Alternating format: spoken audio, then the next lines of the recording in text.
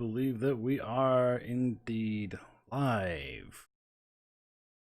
Welcome, ladies and gentlemen, welcome one and all to a game I'm about to play for you. It's called Britannic, Patroness of the Mediterranean. It's by a group of people from called the Titanic Honor and Glory. They actually built not only this game, but the game Titanic Honor and Glory. Pretty fantastic game. I've played this a lot, so I think we're gonna tour the ship. We're gonna tour both the HMHS Britannic, and where she was actually meant to be as RMS Britannic if she were passenger ships. Toot, young man. Yeah, toot, young man. So I hope everyone's all right. Everyone's awesome.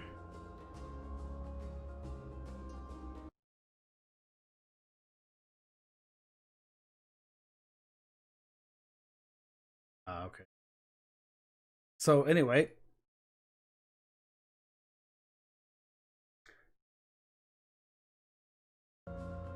so yeah, let's get right to it. So we're gonna do it as HMHS. So the thing about the Britannic is it was actually the third in the line of the Olympic class ships after the Olympic and the Titanic.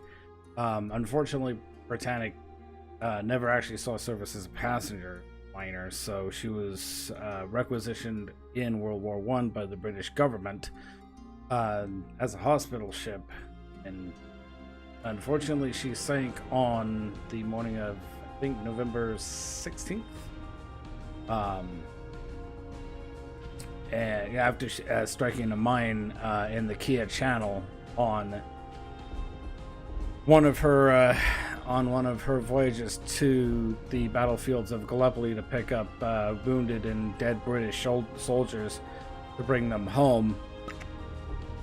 So there's a history aspect here, and there's a lot of it here. I'm not really going to read it, but they do have a pretty large thing here for you, so it's pretty awesome.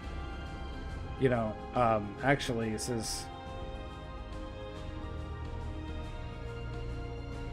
got the proper date here.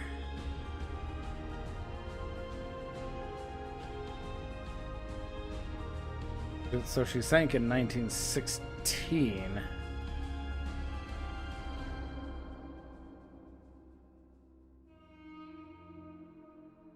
November 21st. Sorry. I got the date wrong. 1916. Is actually when she hit a underwater mine that was actually laid by a German U-boat. It's got the date right here. She was making full speed and everything, so it's unfortunate that, you know, she sank, never got to see service as a passenger liner as she was intended. But here in this game, they actually recreated it as both a hospital ship and a passenger liner. So technically the entire ship is not fully explorable. It's only certain spaces and the exterior of the ship. So Toot, young man. yeah, we're gonna get right to it. So we're gonna take a look at the HMHS version, the forward grand staircase.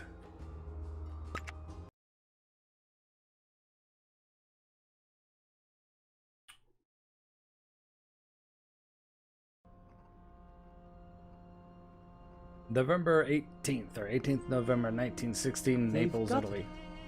The pipe organ, the beautiful wood paneling, the questionable blue flooring. The one comfort is that it's being kept safe from the Hun's brutish fist. Well, here's a stack of memories I should probably begin repressing. This through most of the ship's White Star Line fitting. It says though most of the ship's White Star Line fittings were removed for safekeeping during the war, the oak banisters remained in place.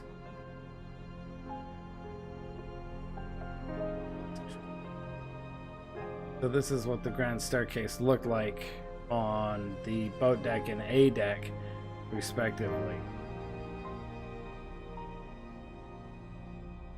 when she was a hospital ship.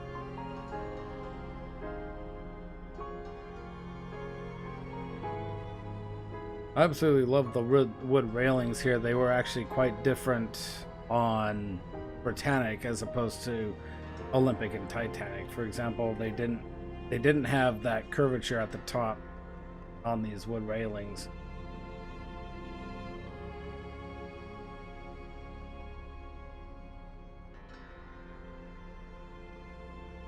Any spaces on the ship not in use for personnel quarters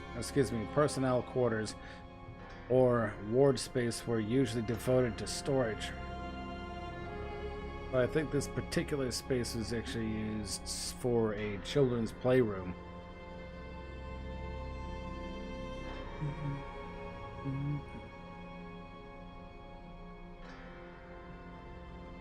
So just a bunch of stuff here.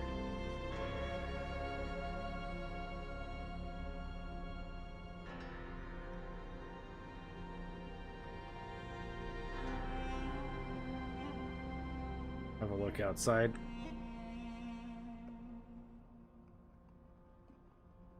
So it's very much stripped down from what it would have been as a passenger liner.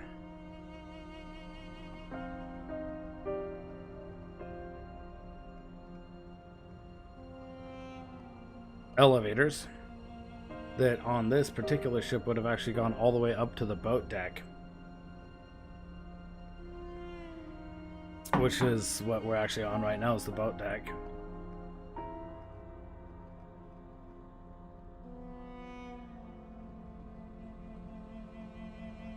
More doors.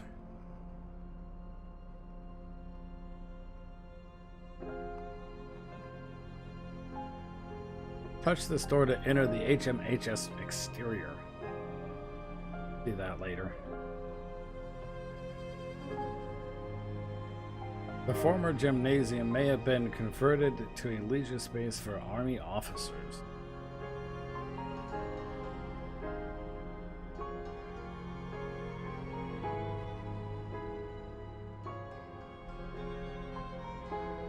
Gallipoli and the Dardanelles campaign. What a disaster that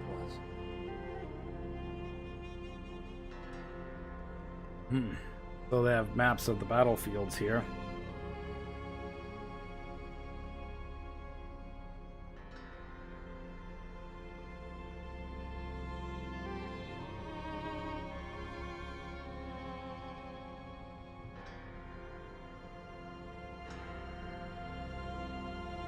There's actually a song by a band called Sabaton called Gallipoli.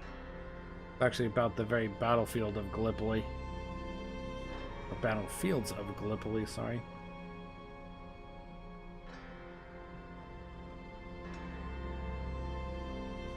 One of the electric panels.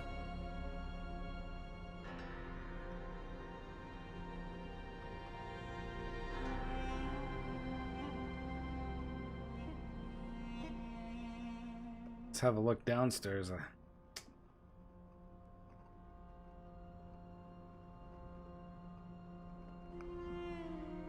Britannic's pipe organ was removed during her wartime service, which is why it survives today. The casing, however, was still plainly visible.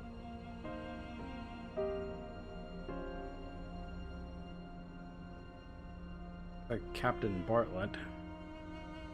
I'm not entirely sure.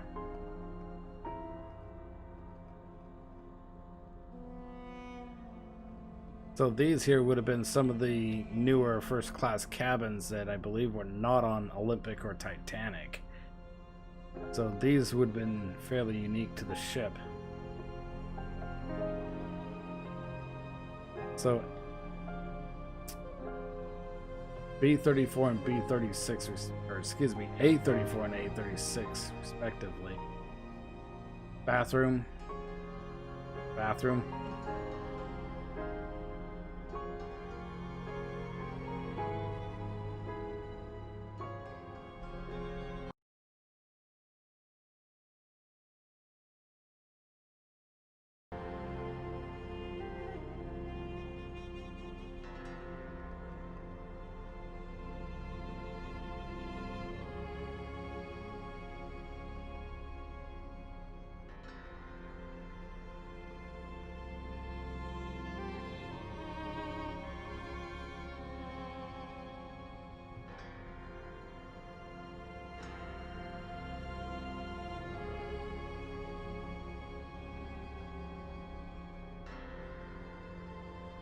For the most part, though not entirely, A deck and above was off limits to wounded soldiers.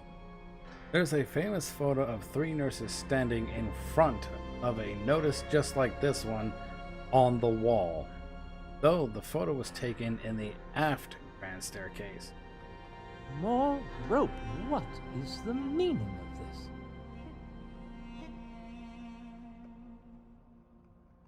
Exactly, Robin. More rope. What is the meaning of that? So it says here, out of bounds for patients.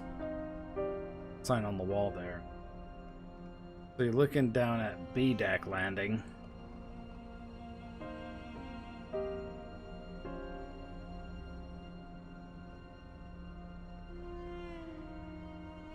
What is the meaning of all these ropes everywhere?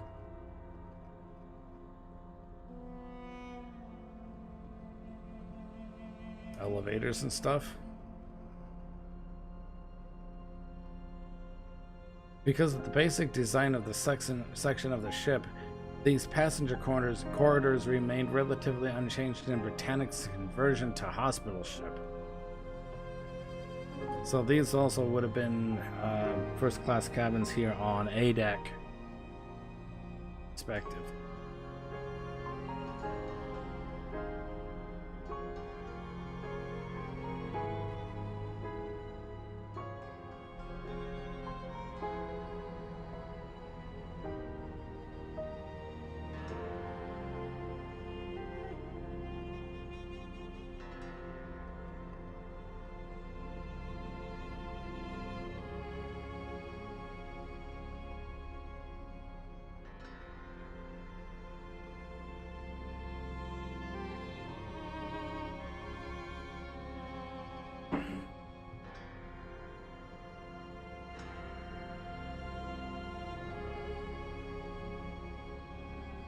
Pretty nice indeed.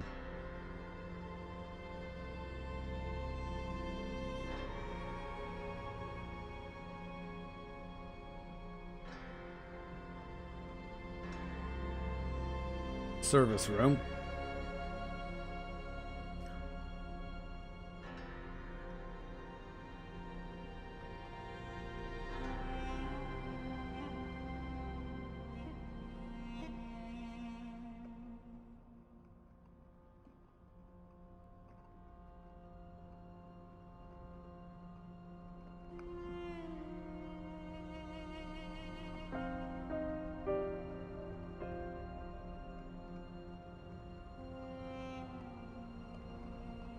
Bunks for wounded soldiers were crammed in wherever possible, allowing HMHS Britannic to fit a few thousand wounded. Excuse me.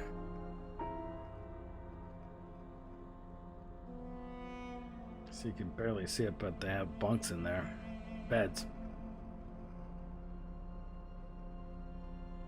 More beds there.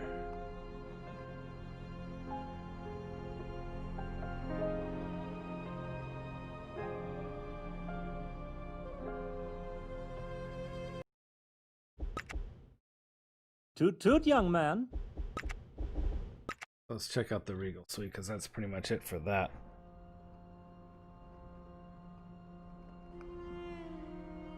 It's frankly a wonder to see how such a palace and triumph of appointment could be so rapidly turned over into an efficient medical facility supporting the greatest war we've ever known.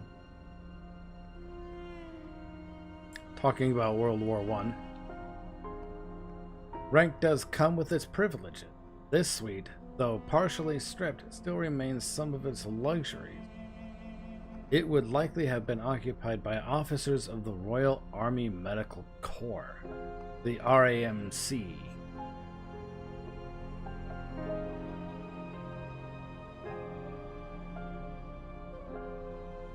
Such fine detail.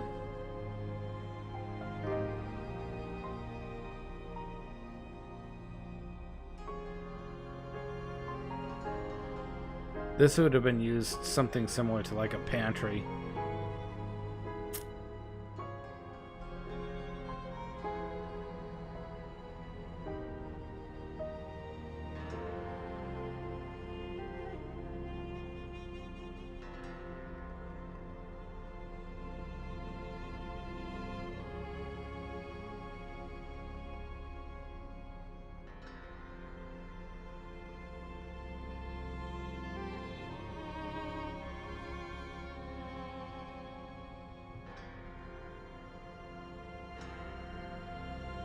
Weapons with bayonets equipped.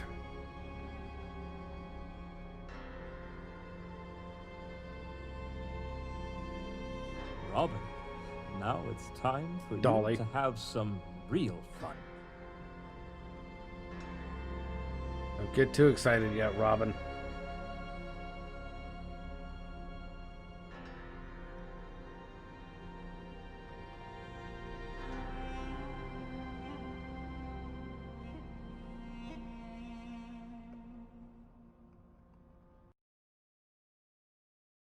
Apparently I triggered the next place. They've gutted it. The pipe organ, the beautiful wood paneling, the questionable blue flooring. The one comfort, young man, is that it's being kept safe from the...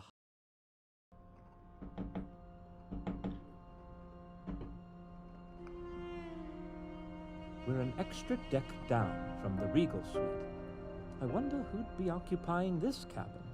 Wounded officers, RAMC, perhaps the nurse matron, or Mr. Robin Darcy. Apparently I got the wrong one.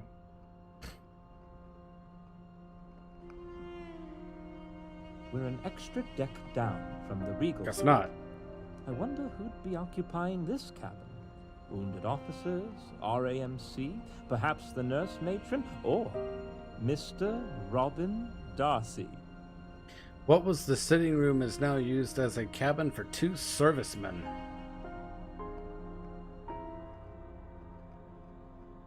This cabin would likely be occupied by officers of the the RAMC or nurses of the Voluntary Aid Detachment. While the paneling and decor are stripped, much of the white Star Line first-class furniture and some of the more basic cabins remain in use. Admittedly, that's kind of what threw me off here, because I thought I was in the RMS portion of the game here. Because these beds are pretty nice.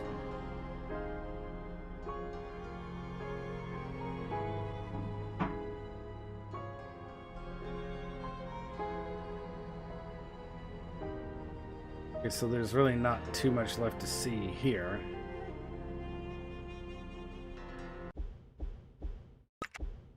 Pretty much when you tour the HMHS version of the ship, you know that it's pretty streamlined.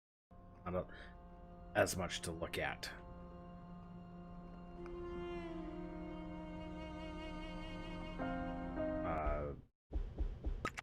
The other thing too is that you have to turn on young man. Robin's voice every time.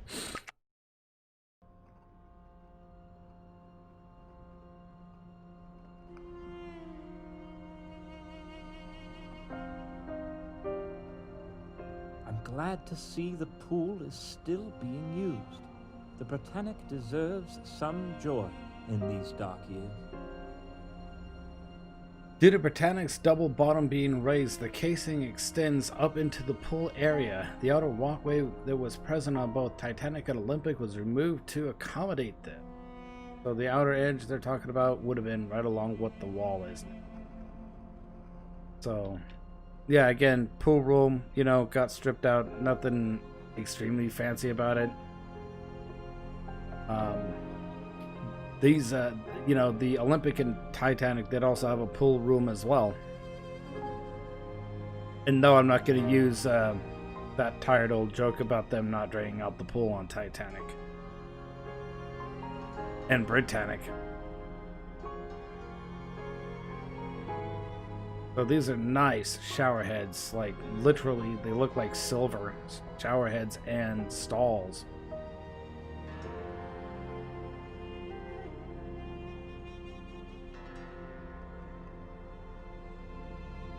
Another shower head. Looks to be a changing room.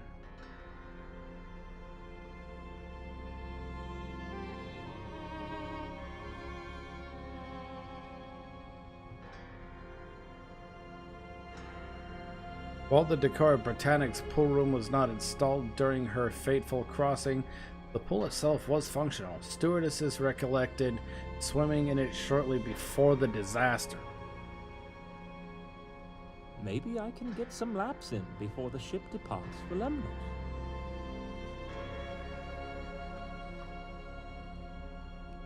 There you go. The underwater experience. Looks like 5-6 feet deep. Interesting. Kind of bright under here in the pool.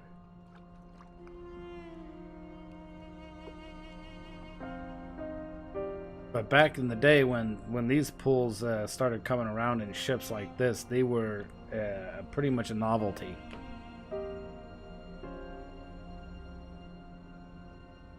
Well, let's go hit the next area.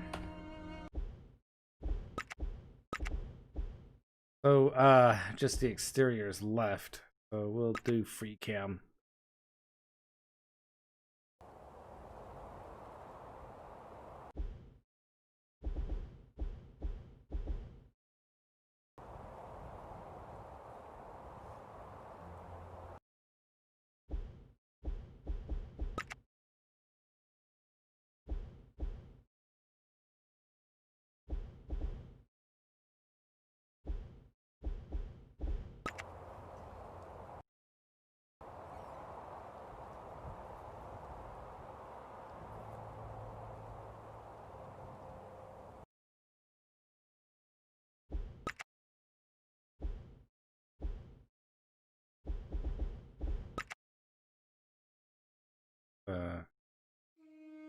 Quick.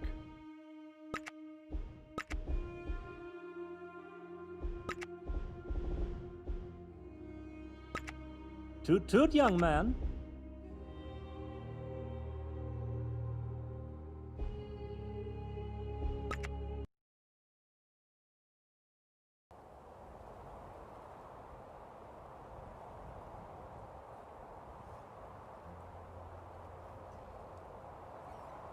So this is what the ship would have looked like from the outside. In its hospital ship paint.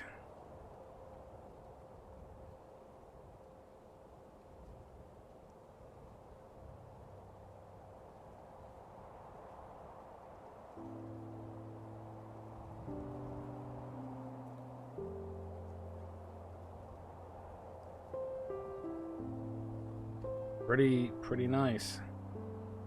Even though it's just stripped down from what it actually was.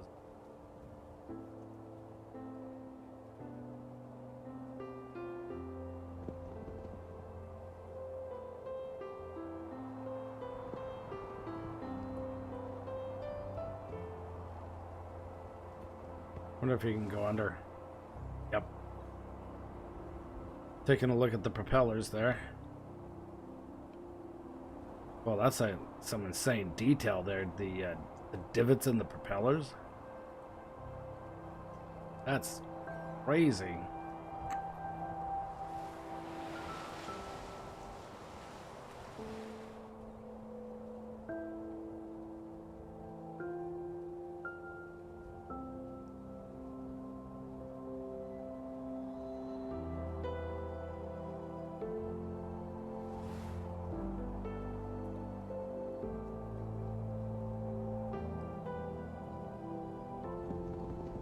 So for those of you that want to know, this little modular building here would have been used as a morgue for deceased soldiers that were being transported home for burial.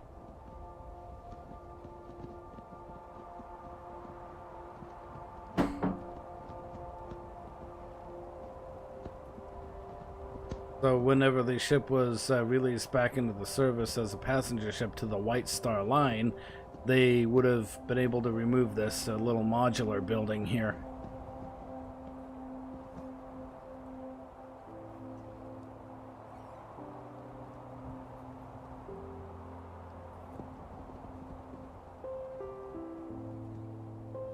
Of course, this is the stern bridge. Basically used for like port maneuvers and stuff.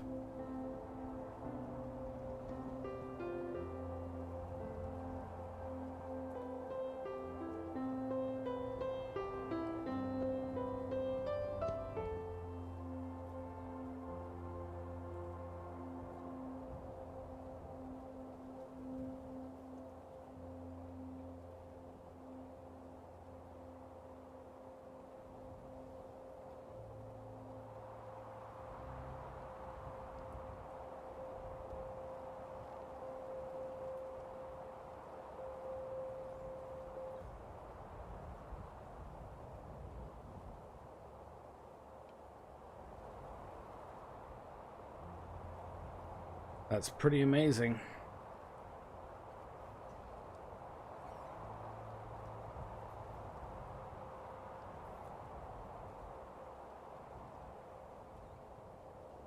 Titanic.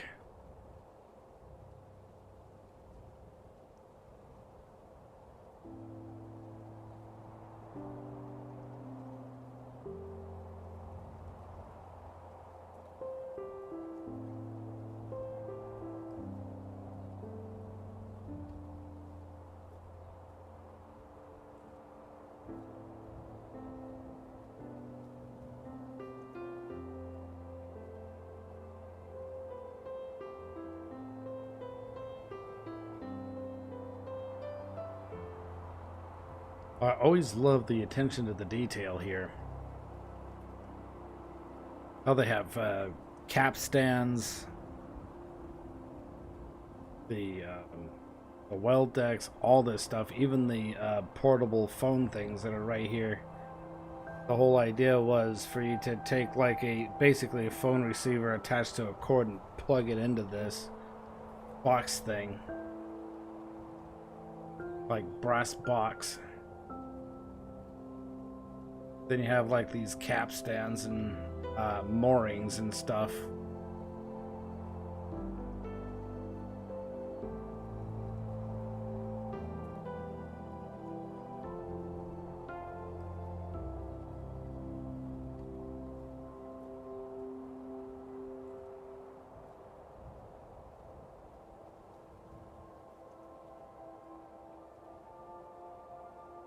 The number, that was assigned to the ship during its service. G618.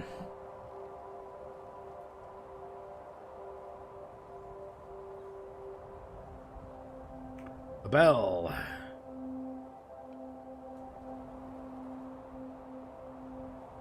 Very cool. And of course the light for the number there.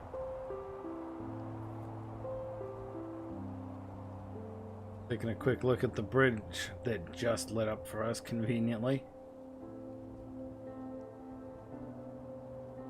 Pretty nice. So they have the engine order telegraphs here on the forward wheelhouse. And this is something that you would have also seen on Titanic and the Olympic, as well as a bunch of other ships at the time.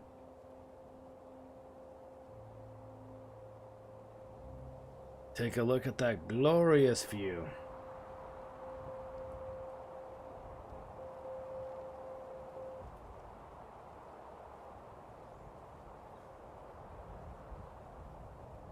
Helm indicator. Evershed's patent. Adjust midships under this cap. Well, that's like a leveler kind of thing. Or a level indicator kind of thing. I don't know what they actually call them.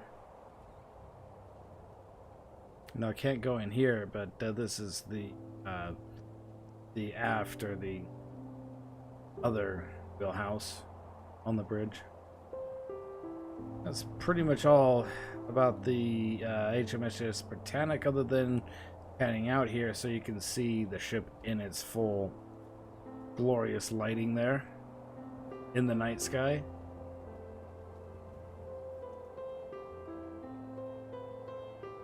Look at that. Almost lit up like a Christmas tree.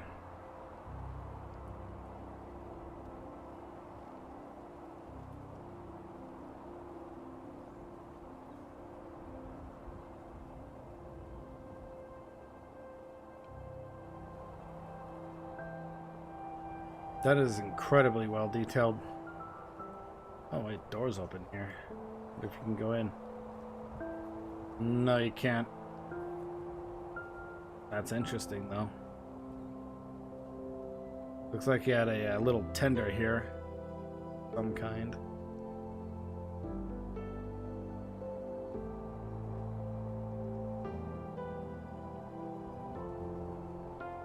I really like the Northern Lights effect right there. That's actually a pretty nice touch. Yeah, that's like incredibly well lit up.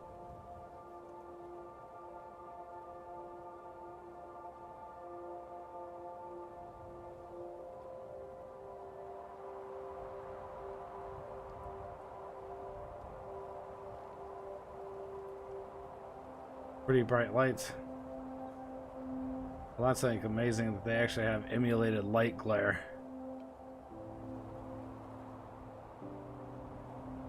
Oh, I think that's gonna wrap it up for the HMHS side of this ship. So, gonna leave you with one last look.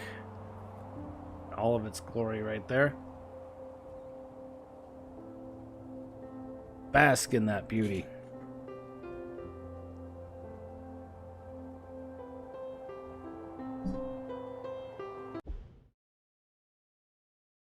To main menu. Tour ship. We're gonna visit RMS, the passenger liner that she never was, but what she was intended to be.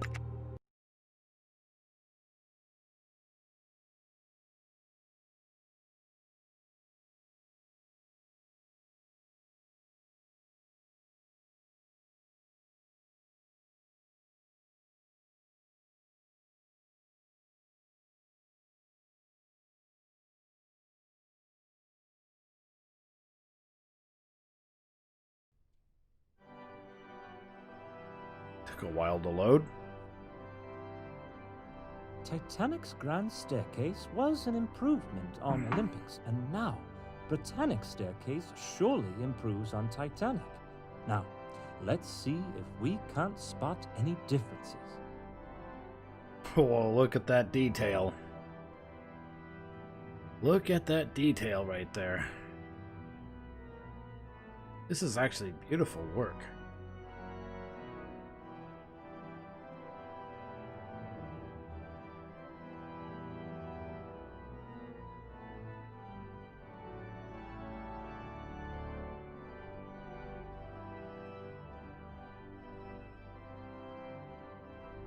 Looking up at the light.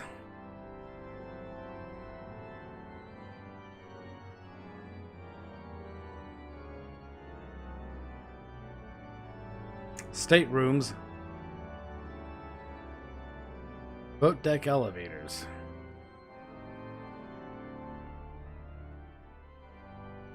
This doorway would lead to Britannic's officers' quarters.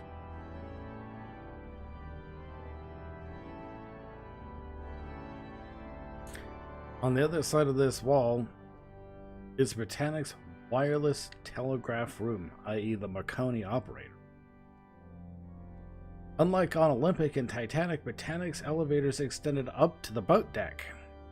It's true. Here, this boat deck right there.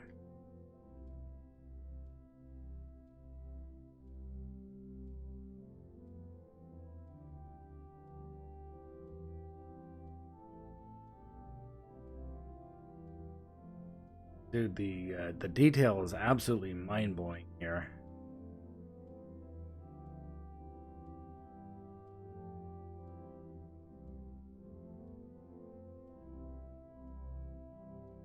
Piano.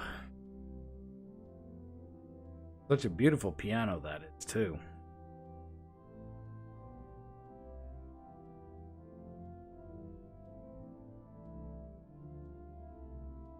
All the furnishings and the 2 electric heaters on this side of the deck.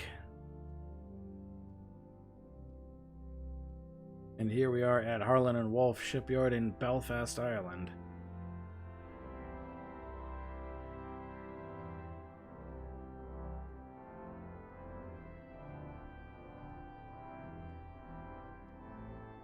Excuse me.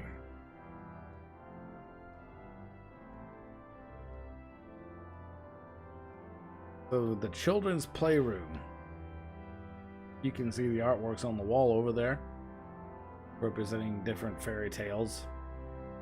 This is Britannic's first-class children's playroom. Interestingly, and despite not being on the Titanic, this room was featured in sinking scenes from the 1958 film A Night to Remember. Very weird that they actually included it. I remember that as well, actually. So it's very, very, very interesting that they included that on the Titanic. They probably didn't know it at the time. I'm not entirely certain.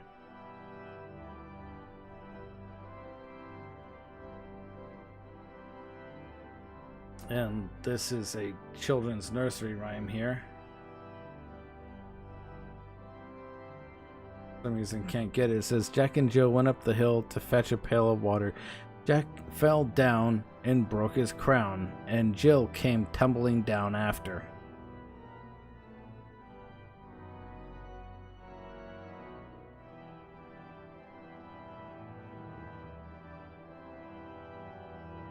Seesaw Marjorie Dodd. Ginny shall have a new master. She shall have but a penny a day because she can't work any faster.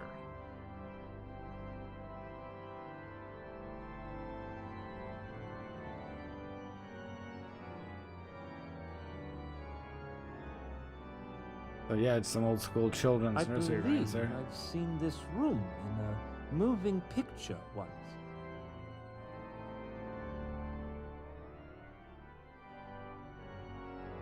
Three Little Men in the Wood.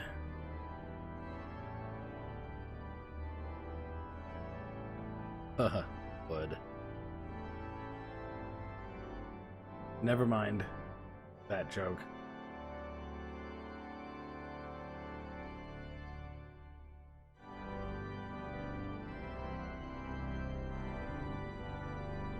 Doll in the casing there.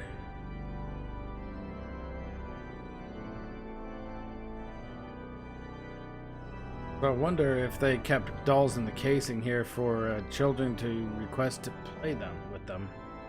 Interesting. Rocking horse. That's pretty much all for this room.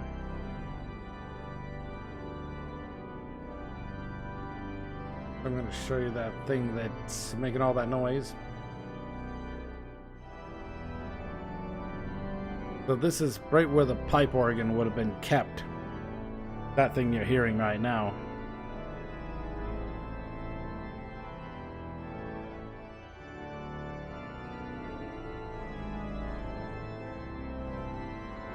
That's loud. I don't like loud things. Manufactured in Germany by M. Waltenschon and was uninstalled before its sinking. It survives today at the Museum für Musikautomaten, or the Automated Music Museum or something like that, in Switzerland. It still works. I'm pretty sure I butchered that pronunciation too.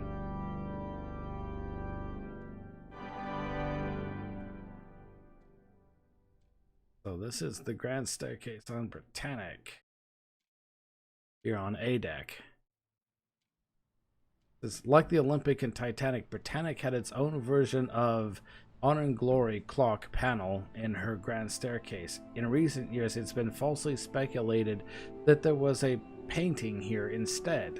Harlan and Wolff documents prove this wrong.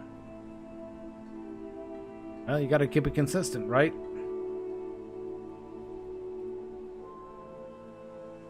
Haven't played the pipe organ in quite a long time.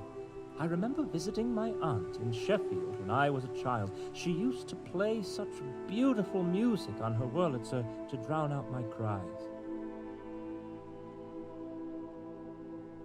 The famous cherub, like the ones on Olympic and Titanic, particularly the Titanic.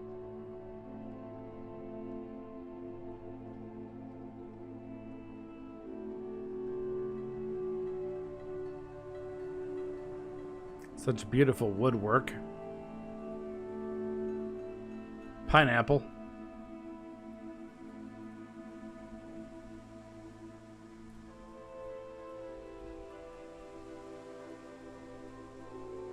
I'll be right back, ladies and gentlemen. I will be back in about 3 minutes or so. I gotta get some water, make some coffee.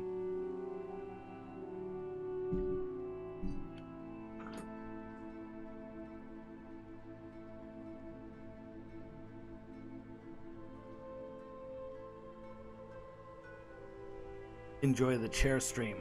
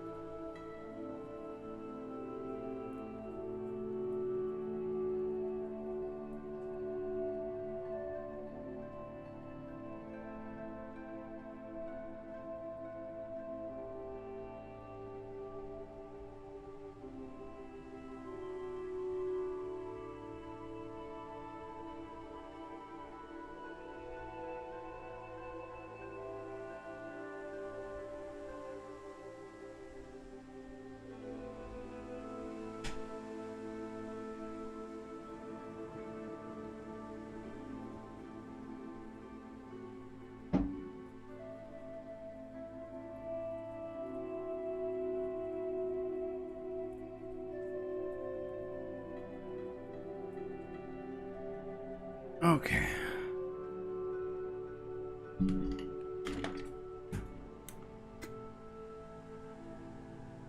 Oops. All right. I am finally back. Sorry about that. Didn't mean to leave you guys hanging in the breeze there.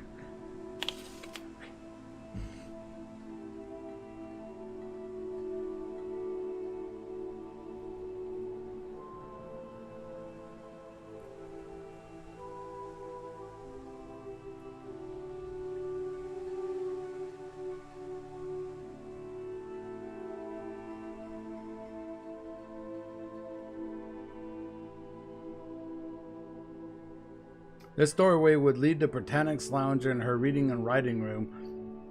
The latter of which was downsized to accommodate additional cabins.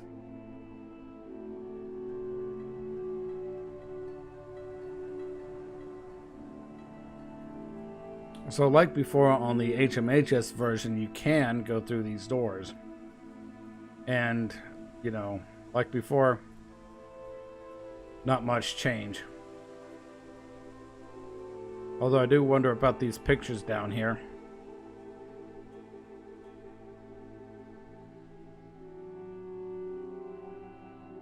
No pictures right there. Looking over the bow of the ship.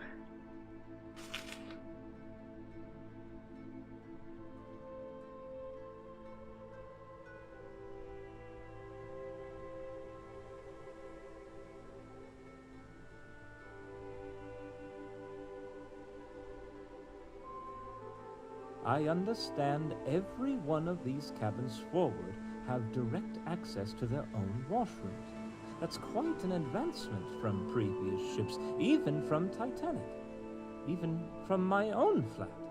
Since things hit a crescendo and rapid diminuendo with Claire, I've had to share latrines with that greasy Mr. Tundry and his band of urchins. I will not put up with their privy pinches any longer. You know, I'm beginning to like this Robin character. So these are also first class cabins down this way.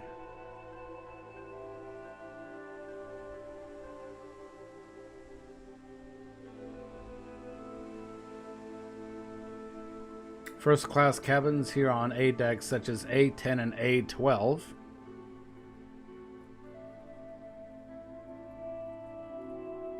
And A6 and A8 respectively.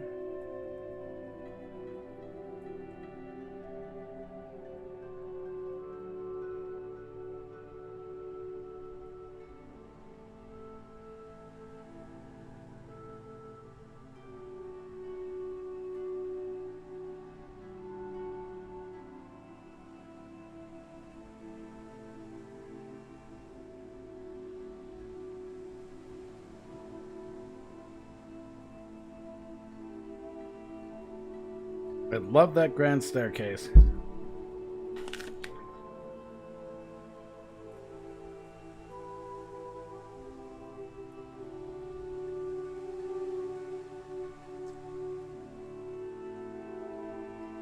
It says this doorway would lead to a small cluster of first-class staterooms. These cabins would usually be given away to White Star Line agents traveling for official company work, such as the quality assurance team.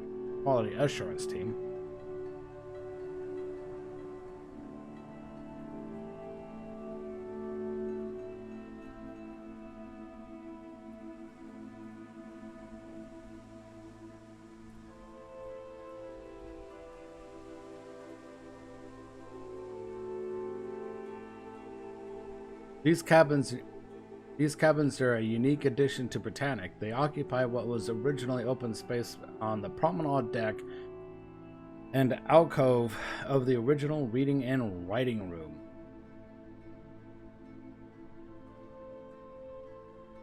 So these guys are bathrooms here.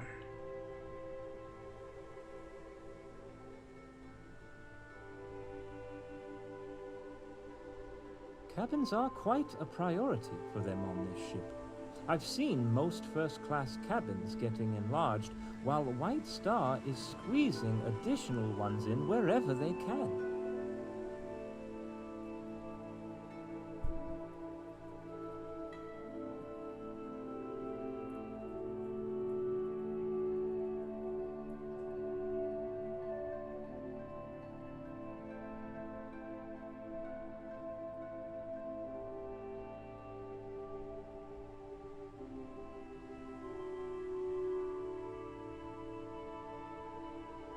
So now on B deck, first class staterooms.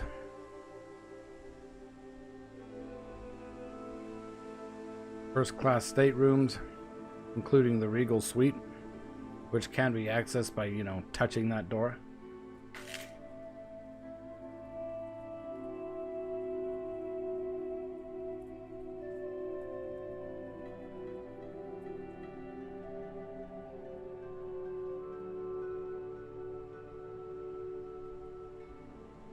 White Star Line is really outdoing themselves with regards to passenger service.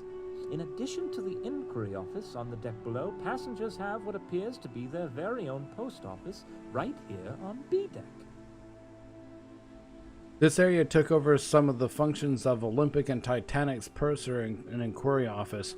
From here, passengers could send and receive telegrams as well as post letters.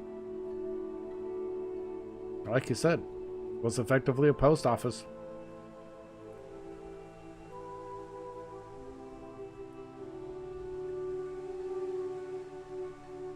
This doorway leads to first class staterooms, as does the other one.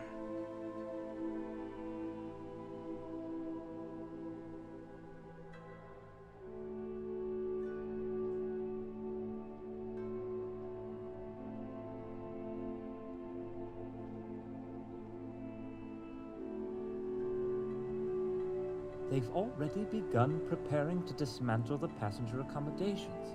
Won't be long now until this ship is bare steel and lit a sea-low. This leads to first class staterooms and the the Georgian suite, which you can access by touching that door.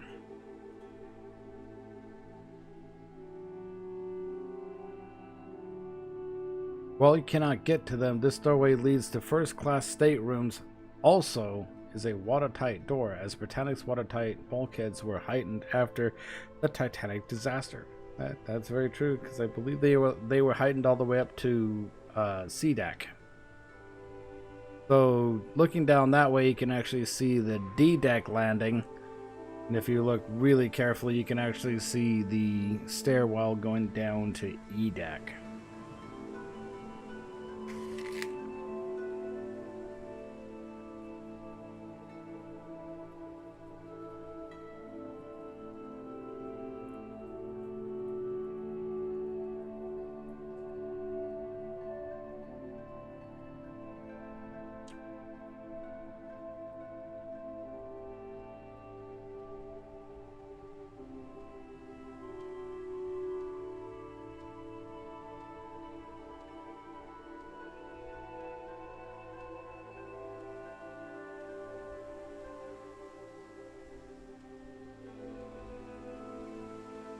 A glass encasing, yep. Well, here's a stack of memories I should probably begin repressing. Looks like a picture of Olympic on the bottom center. Right there, a postcard of some kind. White Star Line postcard.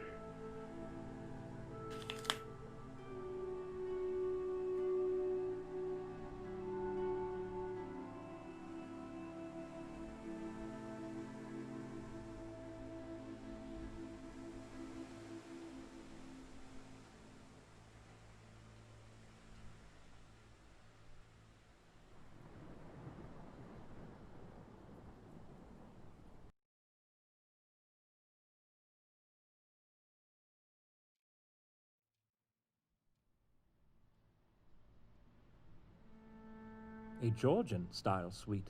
The style named after the kings of the House of Hanover, a time when Britain was ruled by a German dynasty. True story.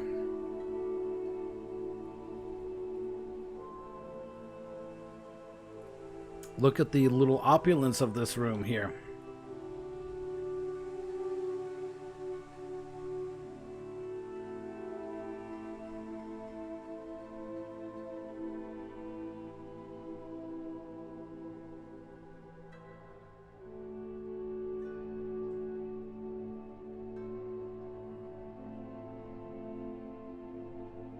Anybody up for some tea? Excuse me. Anybody up for some tea and crumpets?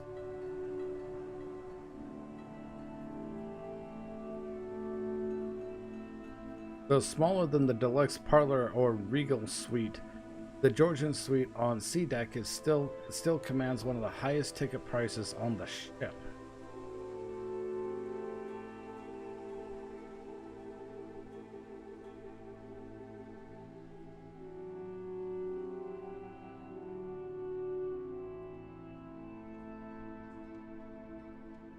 And you can see a piece of paper there with a pen right next to it with a white Star Line emblem letterheader.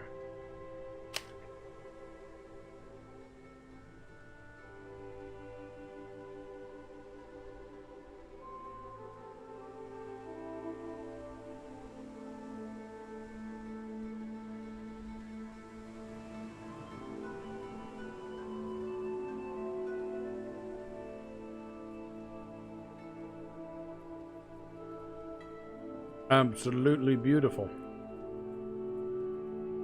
I love the wall sconces.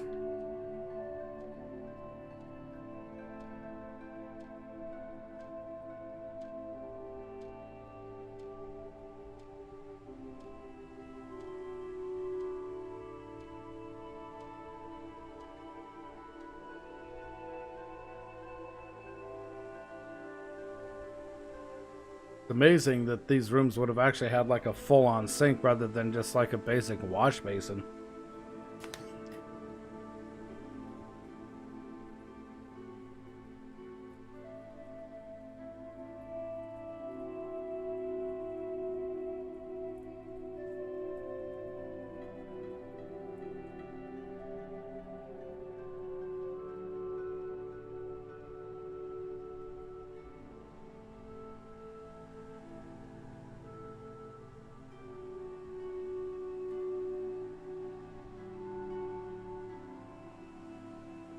Look at the gold decor here.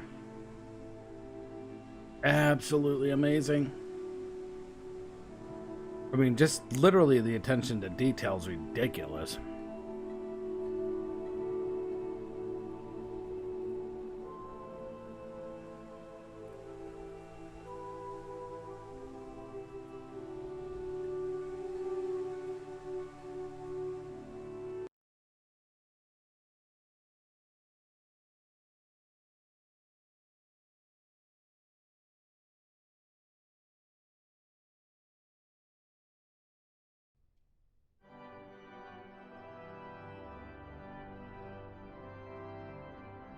Titanic's grand staircase was an improvement on Olympic's, and now Britannic staircase surely improves Blah blah blah on blah Titanic. blah blah blah blah. Now, let's see if we can't spot any differences. Go check out the main royal suite here.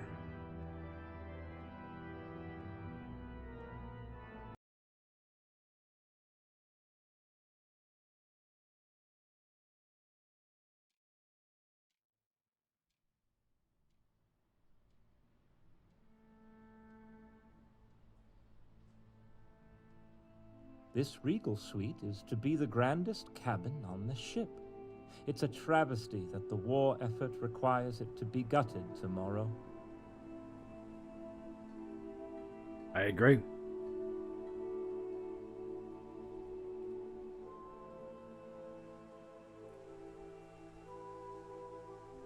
Titanic, I believe, would have had similar rooms in the shape of like the parlor suite. Regal Suite took the place of the Starboard Deluxe Parlor Suite seen on Olympic and Titanic.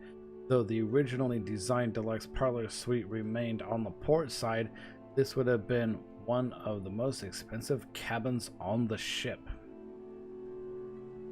Just look at this room, you know, that wouldn't be a surprise that it was like extremely expensive.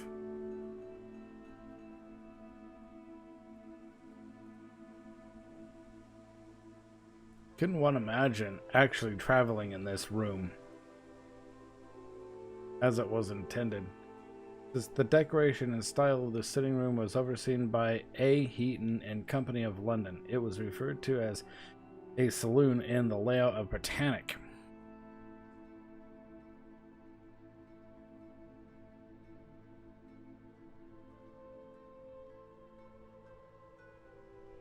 A private pantry for the suite's occupants, though it still primarily would be used by their servants or steward.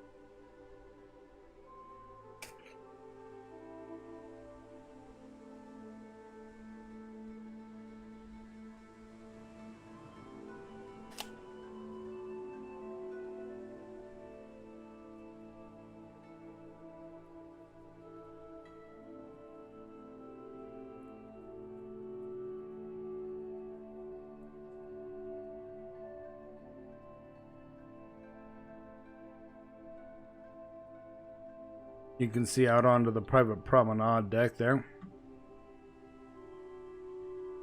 Or you see into it.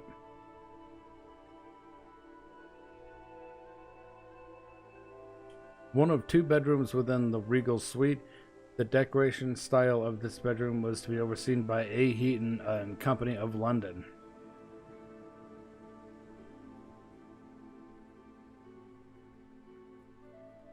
Double sink. Interesting.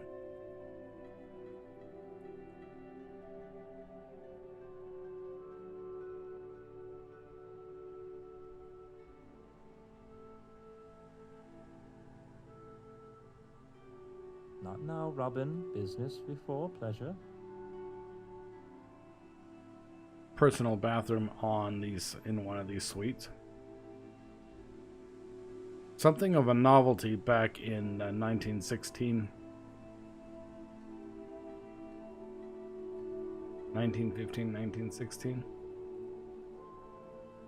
Not very common on a lot of ships.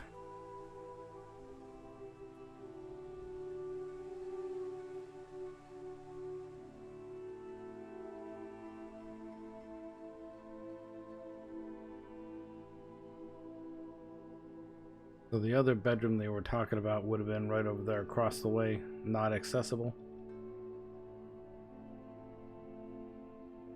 The Regal Suite's private promenade was shrunk down to allow for additional bedroom space. The remaining promenade space was made to feel more like a veranda or conservatory.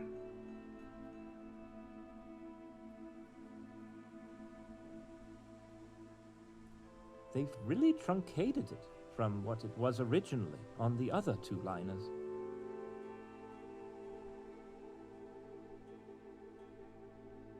So an access door into the other bedroom from here as well.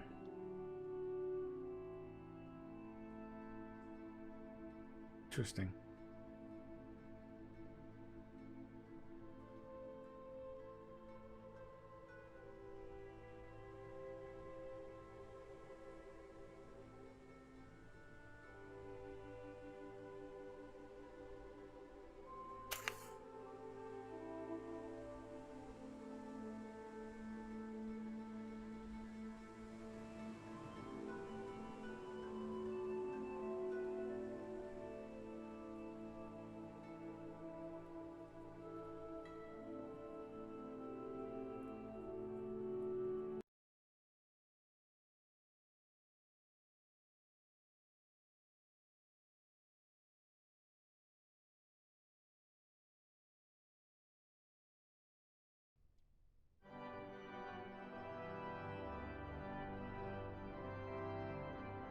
Titanic's grand staircase was an improvement on Olympic's, and now Britannic's staircase surely improves on Titanic.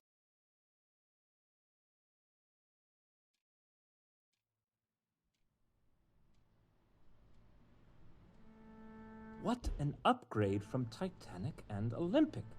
Look at the marble panels and the gilded torch lamps. A real step up, something to really compete with those marvelous German liners. Oh, I hope no one heard me compliment the Hun. Absolute truth bomb. German liners were something back in the day.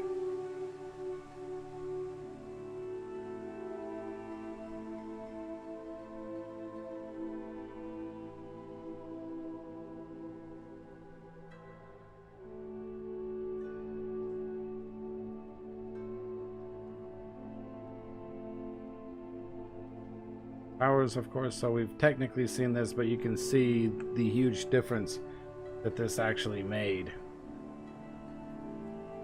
between the RMS version and the HMHS version of the ship.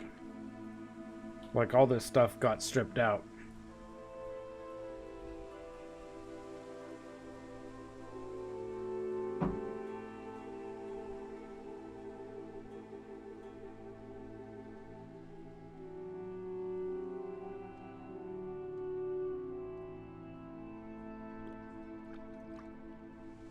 Go for a swim.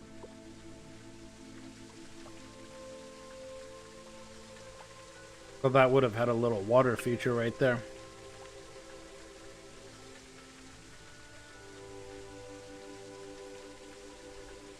Look at the wall paneling.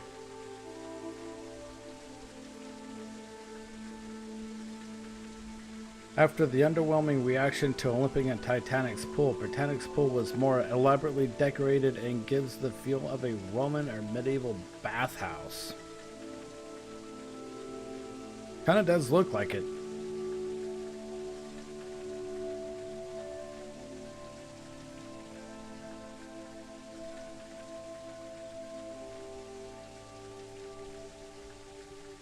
One of the changing stalls.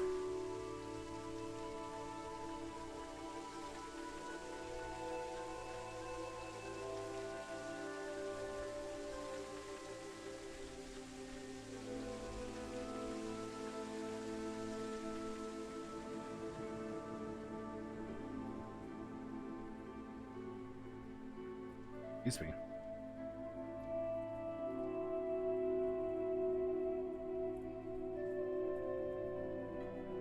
Stuff is amazing. It's watertight door right here.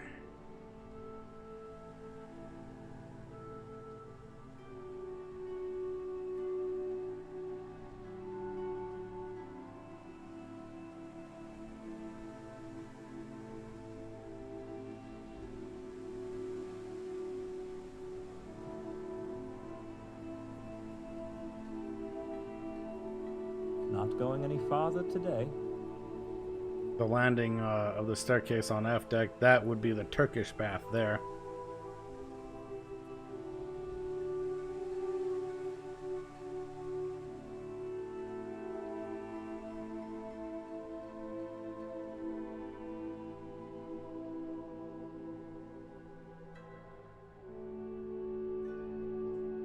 Drying room.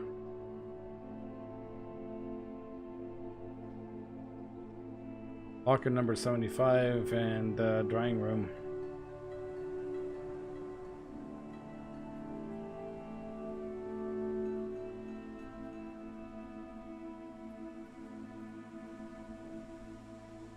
That's pretty awesome. Like, flat out awesome. Toot toot, young man. Oh. So we pretty much have... So let's go down to the boiler room, huh? Boiler room 6. So technically, boiler room 6 is also on Titanic on a Glory game as well. Another opportunity for daring adventure in the bowels of the ship? Yes, please. But shouldn't they turn these boilers off? It's not like the ship is going anywhere anytime soon. Or is that for the electricity?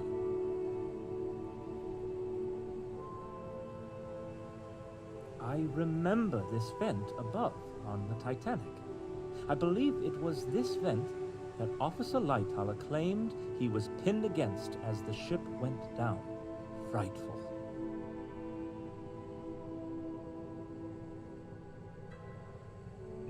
Very frightful, man.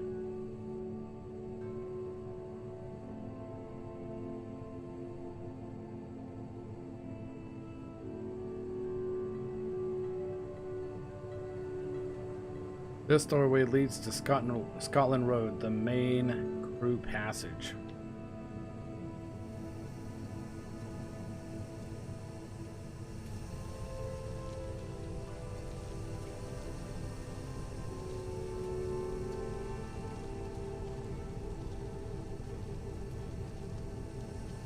take a brief look in the boiler room here.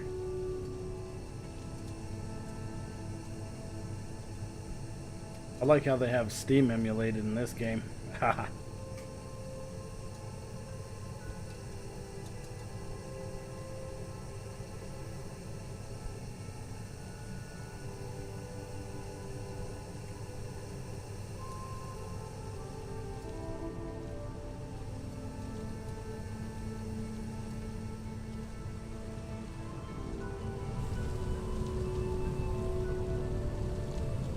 Such attention to detail.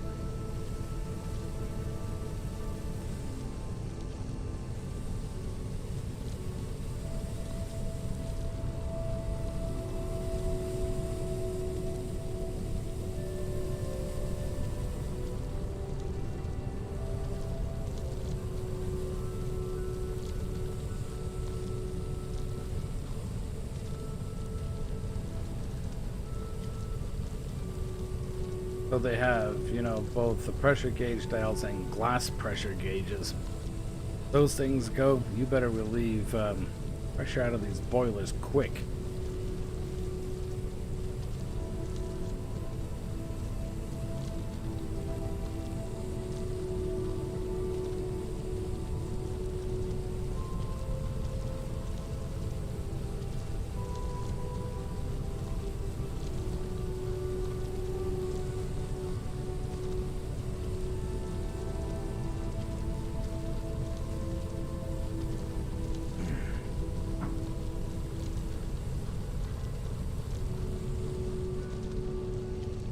Someone should really move this thing. It's blocking us from getting in deeper.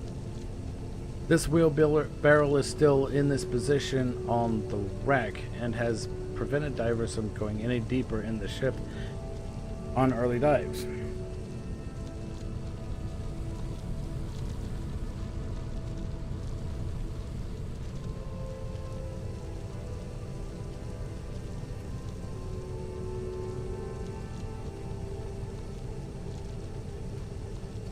Crazy.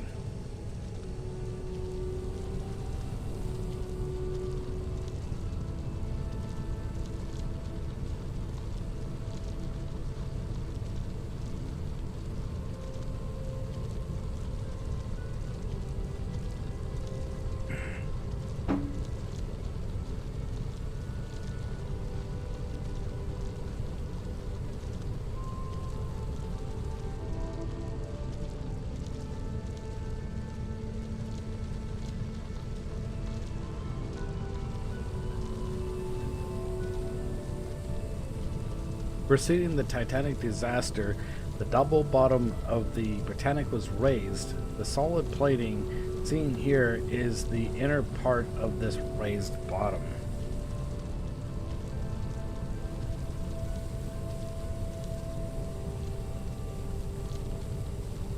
Yeah, you can see where it is raised for sure.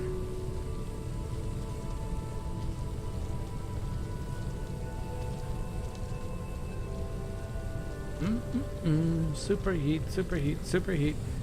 No, it's not superheated, actually. Fire furnace number 2.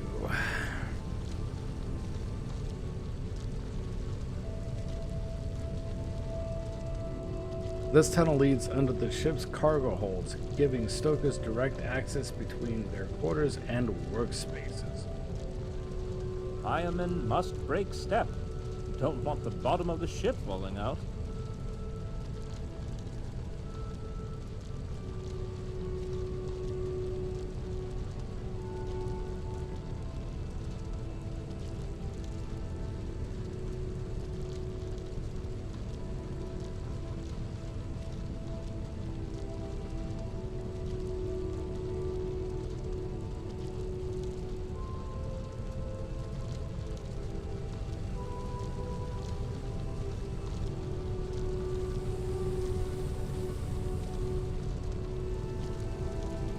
So that's pretty much it for here. There's nothing new to see, so have a look elsewhere. So let's do an actual RMS exterior. I will be back in a couple of minutes, guys.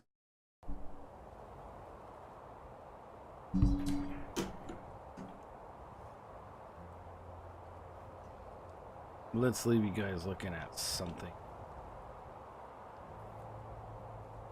Gone.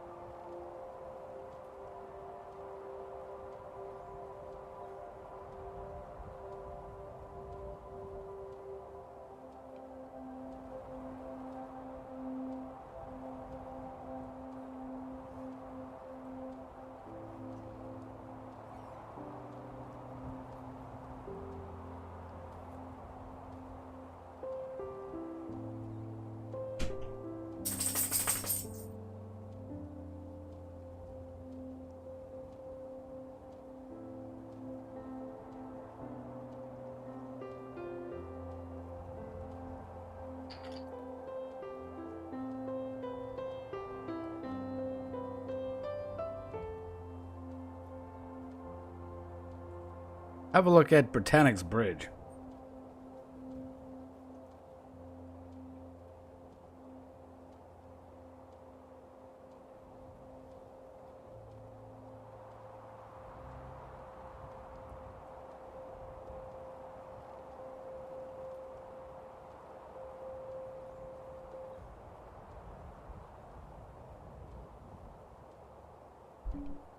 So these little telephone devices would have also been on the other Olympic class ships as well, so that's technically accurate.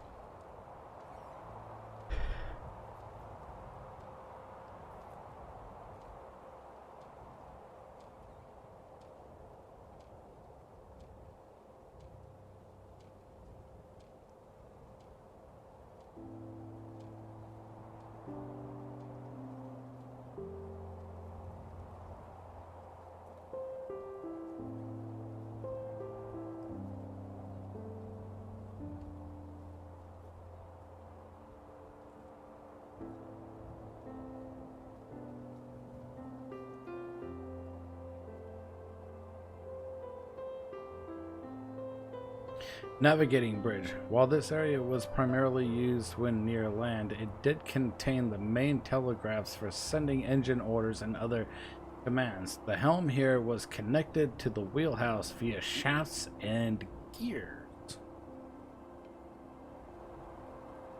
Engine order telegraph, maneuvering telegraph, emergency telegraph, docking telegraph, and engine order telegraph.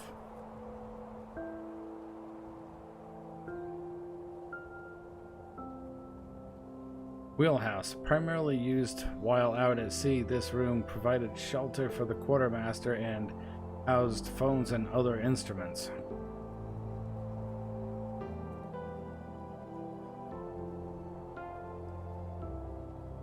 This section of the boat deck was reserved for officers. Understandable, because this is the bridge section.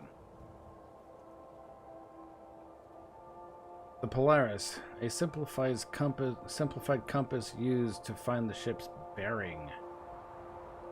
So I assume that it used something similar to like a sundial effect to gauge your direction. Interesting.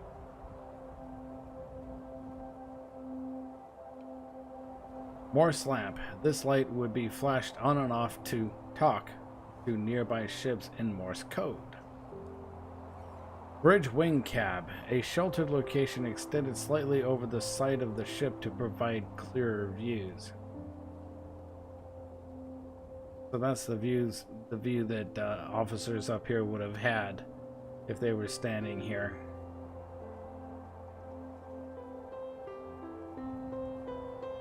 Pretty impressive.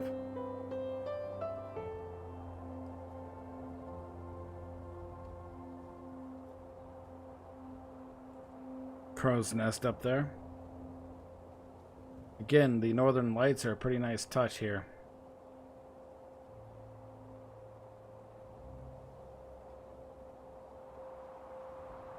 Have a look down.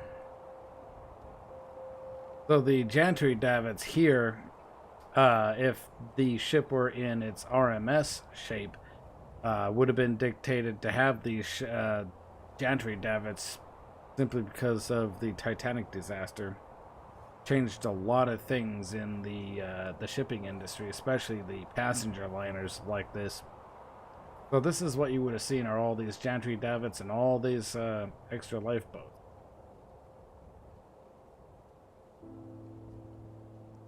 Lord Kelvin's sounding machine and spar located on the port and starboard sides. This device, these devices were used to gauge the depth of the waters the ship was in. I was talking about that. Plans in the builder's model of the Britannic as a liner indicate that this sets of traditional davits are to be installed on the port and starboard to hold emergency cutters for quick deployment.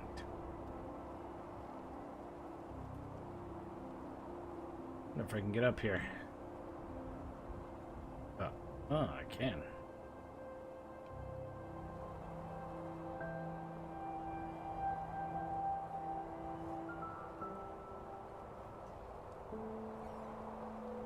Climbing up, climbing up, climbing up, climbing up.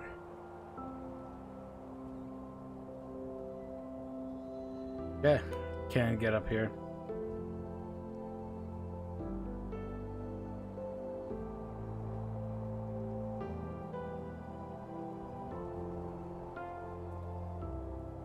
Very nice.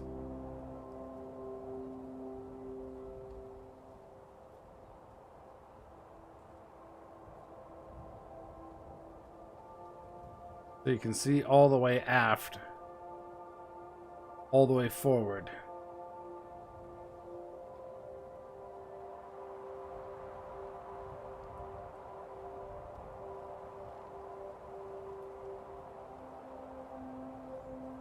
Fans like this were used to ventilate the interior. They mostly exhausted stale air, but some delivered fresh air. A centrifugal fan driven by an electric motor was inside of the casing. So something like that would have exhausted stale air out of the ship.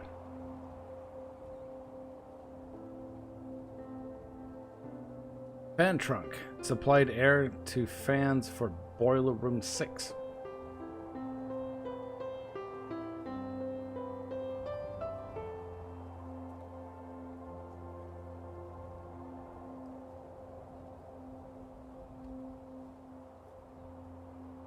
SS Britannic.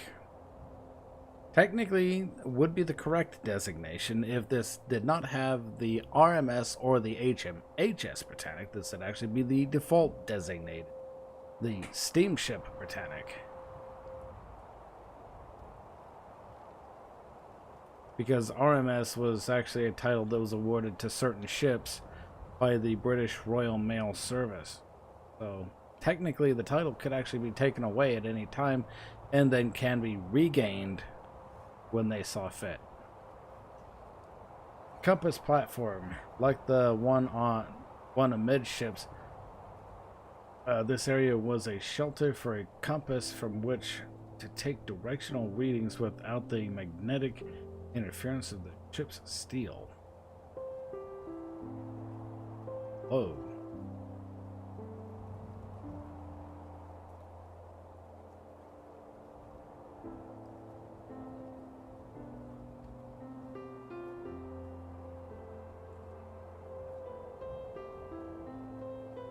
So you can kind of see in there a little bit. The builder's model of Britannic as a passenger liner showed that this larger bulwark for the compass platform over the bridge is not certain if the excuse me. It is not certain if this was to be the final design.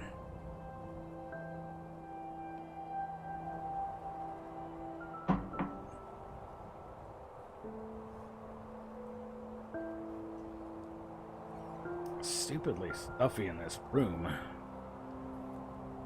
Wonder.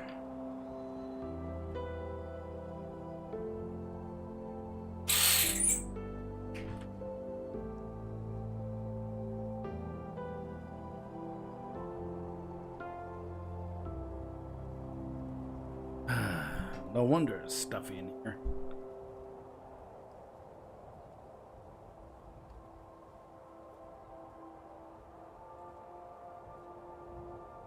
So we're gonna take a dive down onto the deck here.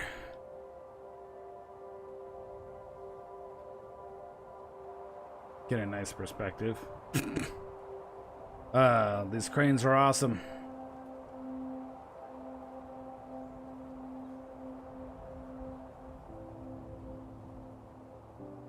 Breakwater redirects water from washing further aft in rough seas. It says, the sign says, notice, passengers are not allowed forward of this. Basically, it's crew area only. This and the other two steam winches were used for lifting heavy cargo. Cargo hatch number 1. Then number 2 and 3 are there just aft of the mast there. Capstan control valves used to operate the 4 capstans on this deck.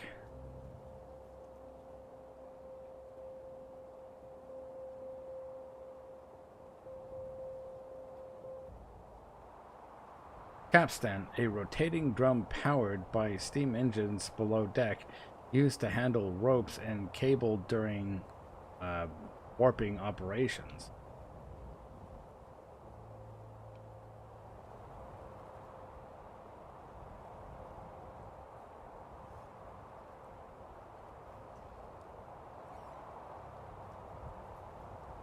Mooring bit, used to secure ropes and other lines during docking or other operations. Fairlead roller, used to guide ropes during warping operations.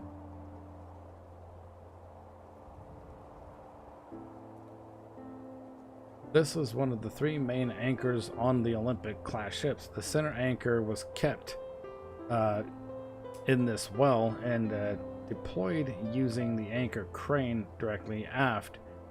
This was a difficult process and was rarely done. So that's the crane right there that would have been used, the anchor crane.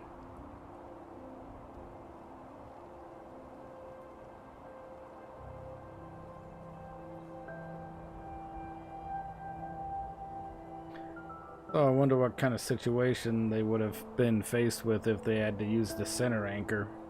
If it was like docking at sea, or excuse me, anchoring at sea or something. Well, since we're kind of here, right?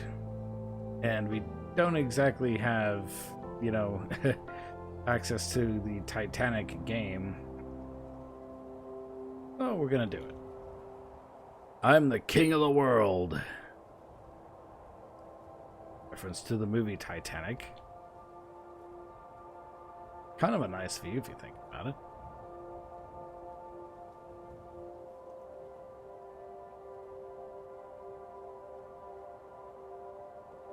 Yeah. Third-class passengers were only allowed on the portion of the forecastle deck aft of the breakwater. The rest was full of dangerous machinery and for crew only. So technically, third-class passengers could actually come here.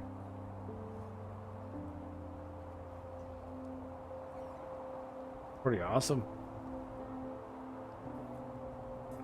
Foremast. The ship's crow's nest was located high above the deck on this mast, and the nest was accessed via a door on C deck and climbing up a ladder up the inside of the mast.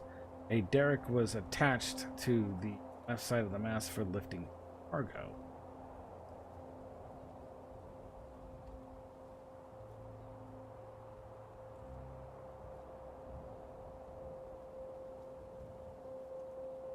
Not be the crow's nest up there.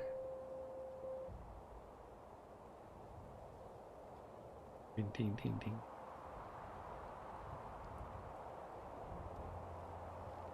Notice, passengers are not allowed beyond this point.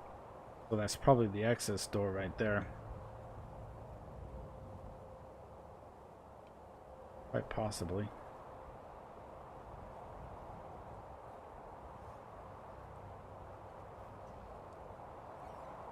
The forewell deck was reserved for third-class passengers.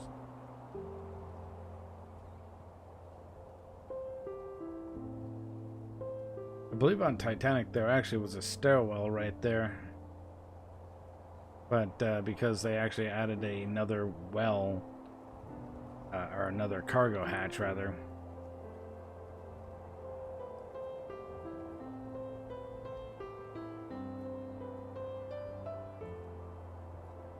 Cargo hatch number 2 and number 3.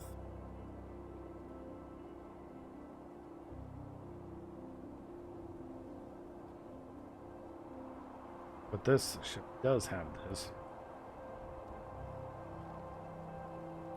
Cargo winch is used to lower and raise cargo through the hatches.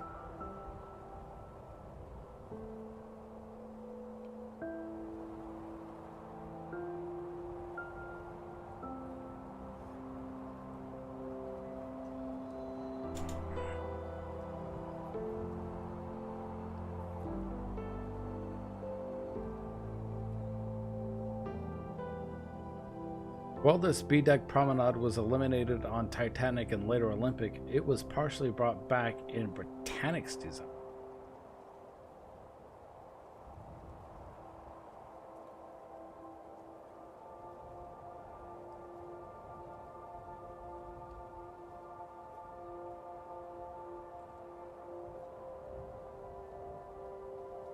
These doors led to the forward grand staircase. You can explore that space as both a hospital ship and ocean liner by navigating it from your main menu.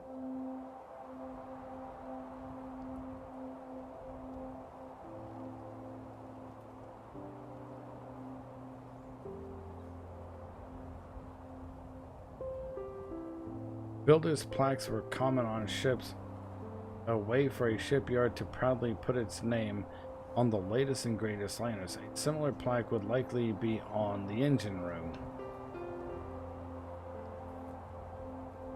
Holland and Wolff, shipbuilders and engineers. Queen's Island, Belfast.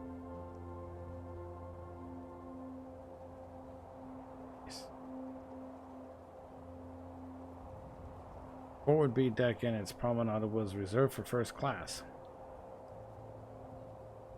Well, this same thing, same information. Basically, can't go through because there's a bunch of private promenades and stuff there.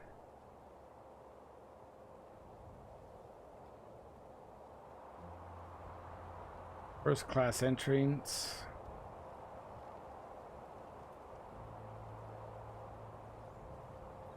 They're for use of crew only. Let's go up here. So this is A deck promenade.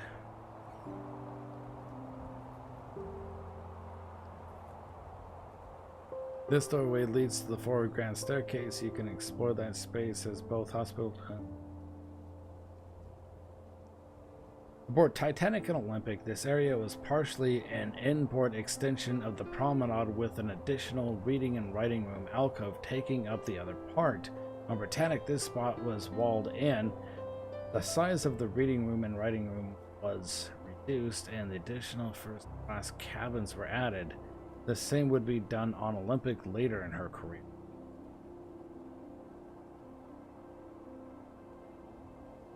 First class reading and writing.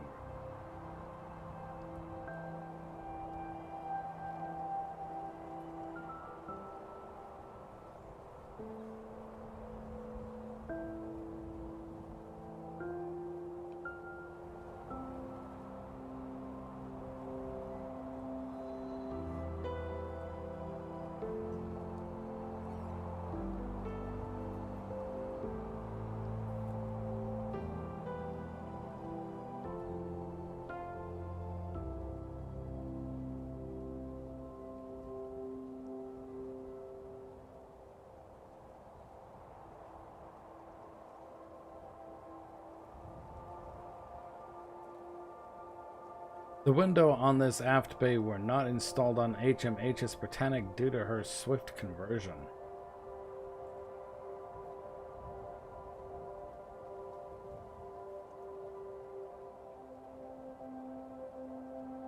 First class lounge.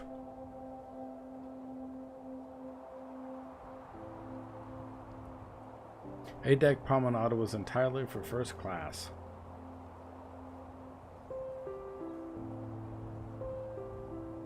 Through here is the aft lounge corridor.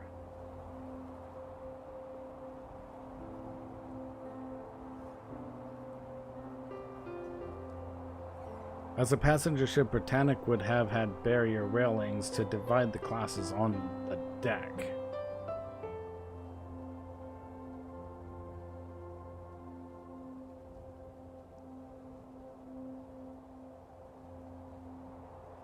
Sign says, notice, to secure the comfort of the passengers while they are asleep, the company respectfully urges that early morning strollers refrain from gathering in this area.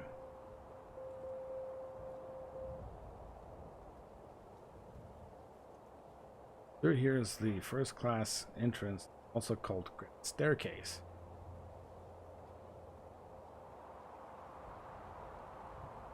And this would be the aft grand staircase here.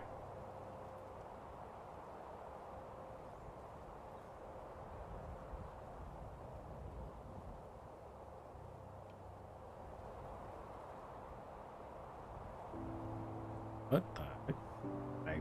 I sound what's that? Okay.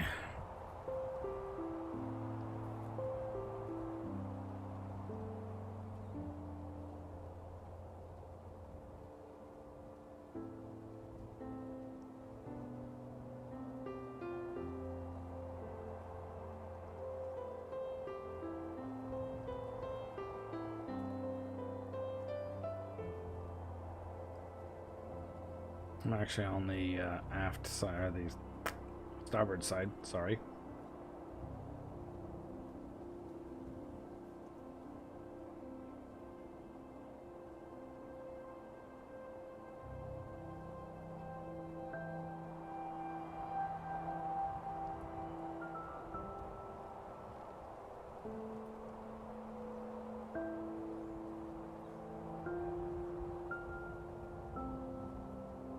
Unlike the two that were on Olympic and Titanic, Britannic had 3 expansion joints along her superstructure and a 4th over the aft well deck.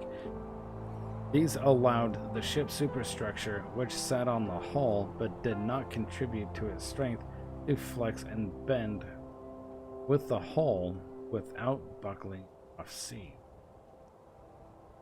And so that right there is what they're talking about. The expansion joints.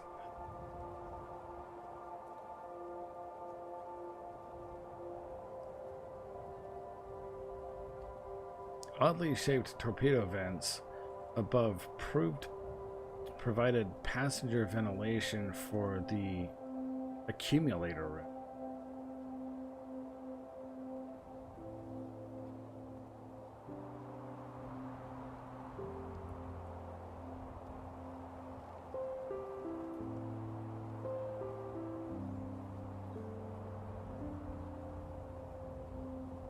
I think we're going to go ahead and check out a couple of the other main areas. I'm not going to go through and read all these information things.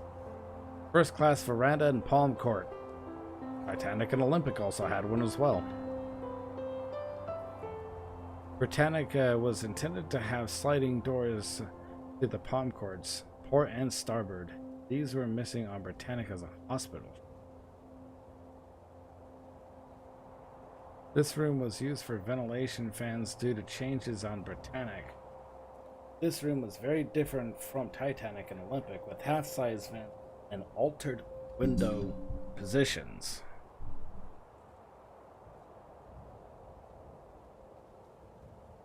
And so these are fans and vents here. Fans like this were used to ventilate the interior. A centrifugal fan driven by a motor was inside the casing. This one delivered fresh air to the electric engine room below. Horrible.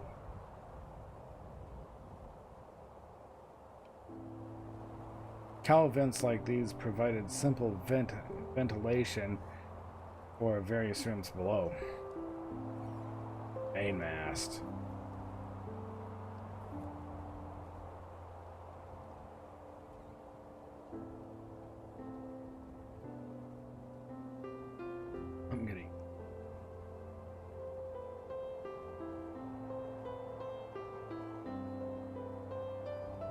This door leads to second class entrance.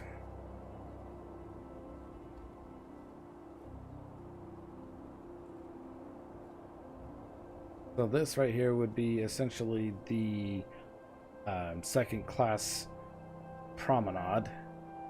These doors lead to cargo hatch number 4, which was actually 2 hatches on the port and starboard sides, unlike Titanic and Olympic. These hatches were fully enclosed and trunked on Britannic.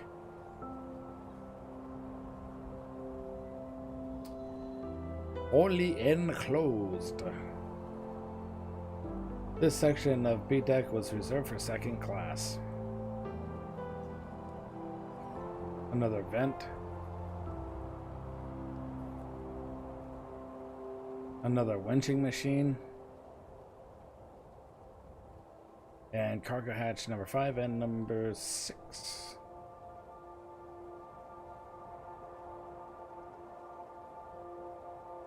This door leads to the aft second class entrance. Second class entrance. This says on the sign. On the signy sign.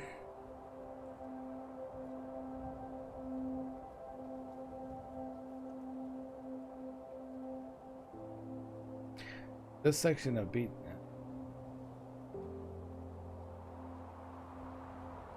Second class smoke room. Looks like they didn't properly shape their or size their box there. Oh well.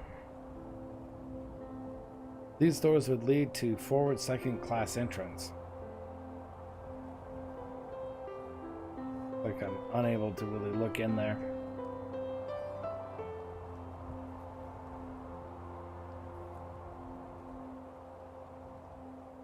This ship is kind of pretty at night, I tell you. As a passenger ship, Britannic... Excuse me. As a passenger ship, Britannic would have had barrier railings to divide the classes on deck.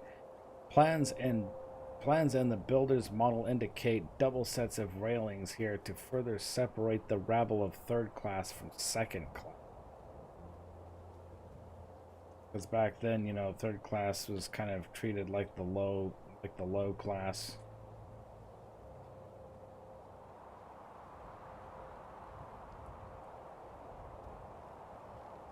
really kind of unfortunate. You know, that's just the way it was back in the Edwardian era. Berlin roller used to guide ropes during warping operations. These doors were the only access point for the ship's infectious hospital.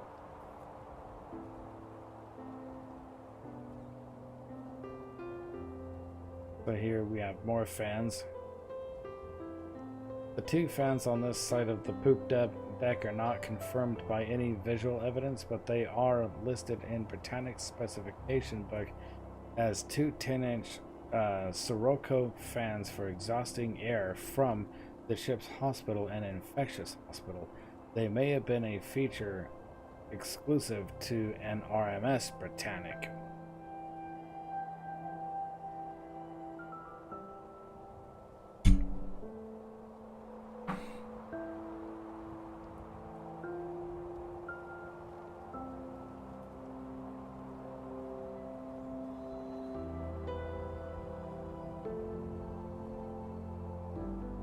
Poop deck is reserved for third class. These windows led to the third class smoke room, significantly enlarged from what was on Olympic and Titanic. It was moved up a deck to accommodate the expanded size. Although, to be fair, you know, third class did actually have quite luxurious appointments by, you know, even the Edwardian standards, basically, on these ships.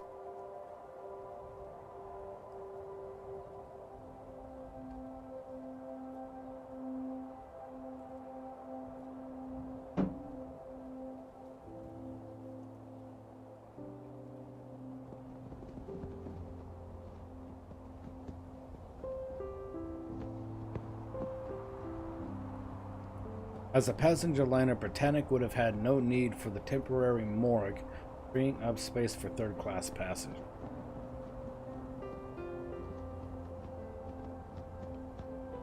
Of course, there's a certain movie out there that I'm pretty sure that a lot of people have seen. This would look awful familiar.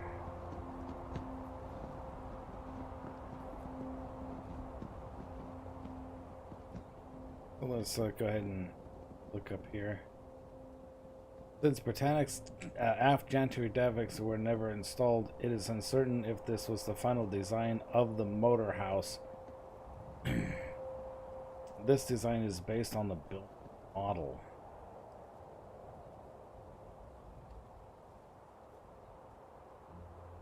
So they basically just took it for what it was.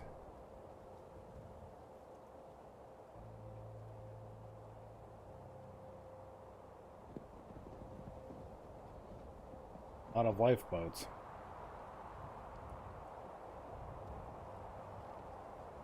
The docking bridge allowed for easier navigation while in port and docking at piers. The helm had a direct connection to the steering engine. Other instruments here include a compass, telegraphs, and telephone.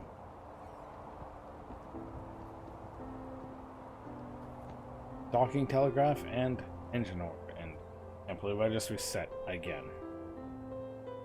Epic fail. Oh, while we're here, one thing I'd like to point out is this platform right here.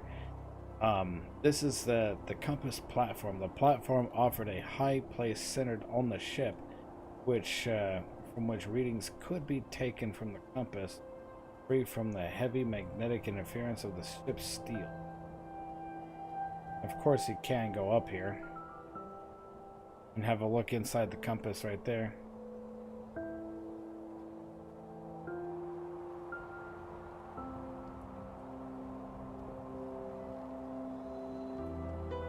Fans like this were used to ventilate the interior. A centrifugal fan driven by a motor was inside the casing. This particular one exhausted air from the first-class lounge.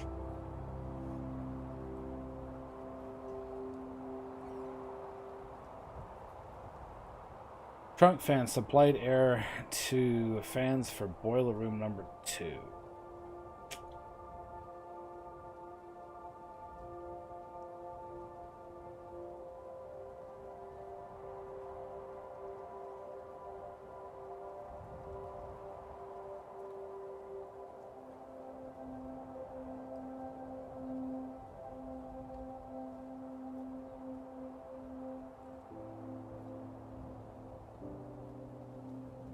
go back down to third class for a second. I was trying to show you guys something before I accidentally tap myself.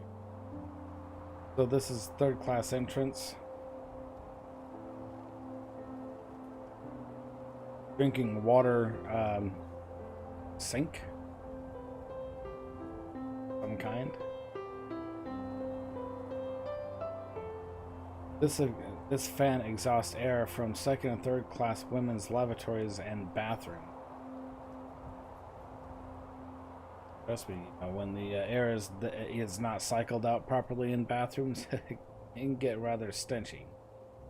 Or should I say pungent. Thermo tanks like this one supplied hot air to rooms by forcing air through tubes heated by steam before sending it ventilation. This guy.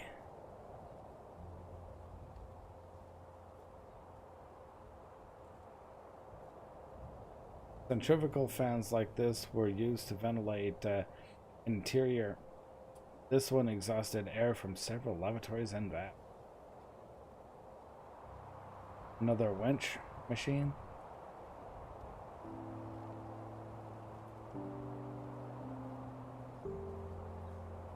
Aft well deck. On the Olympic and Titanic, this deck was open with low hatches and a different layout. On Britannic, it was enclosed to give third class a promenade that was protected from the elements. I mean, as you can see, there is a ceiling there. So.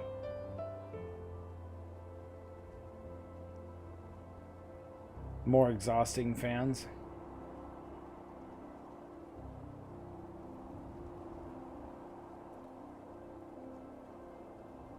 Notice, third-class passengers are not allowed on this deck.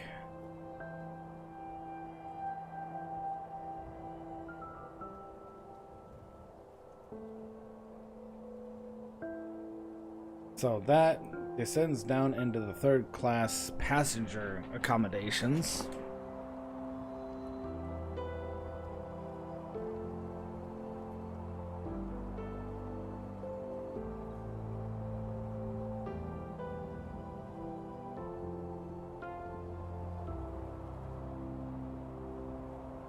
So I think that's going to about wrap it up here. So I thank you guys for watching and really do appreciate it. So yeah, you know, hopefully we'll do more streams like this. I'm hoping to do one with a good friend of mine here probably in coming days. Don't know when exactly, but yeah, we'll probably do another stream featuring this ship and probably talking about the Olympic class ships in general. So hopefully we can actually do that. So I'm gonna leave you guys with just taking a stroll down the promenade here.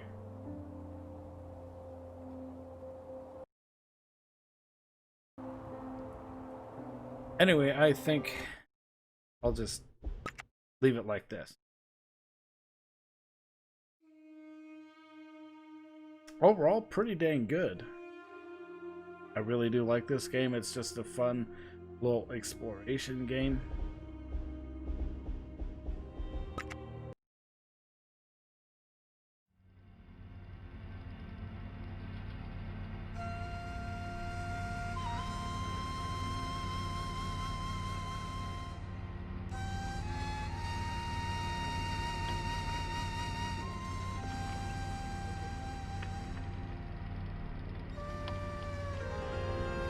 So I'm just rolling the credits for you.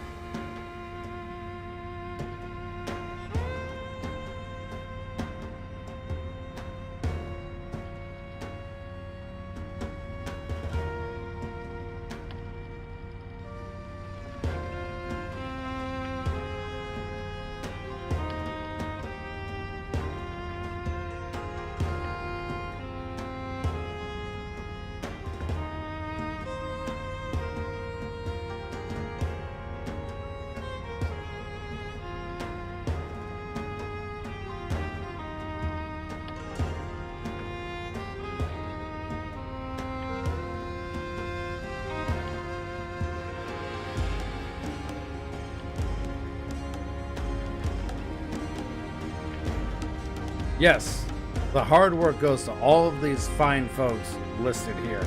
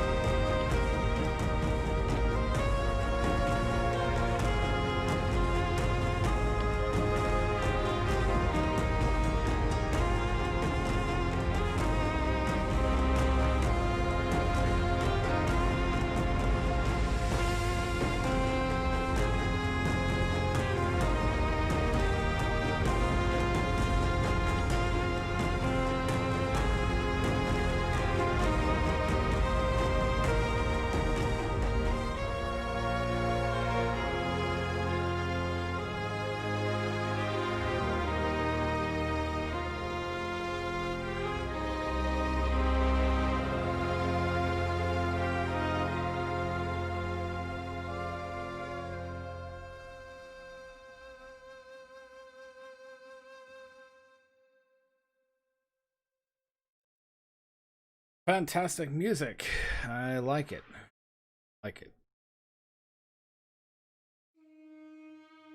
So that's it, ladies and gentlemen. So I hope you enjoyed it, and I thank you for tuning in, those of you that did, and thank you, and have a great evening.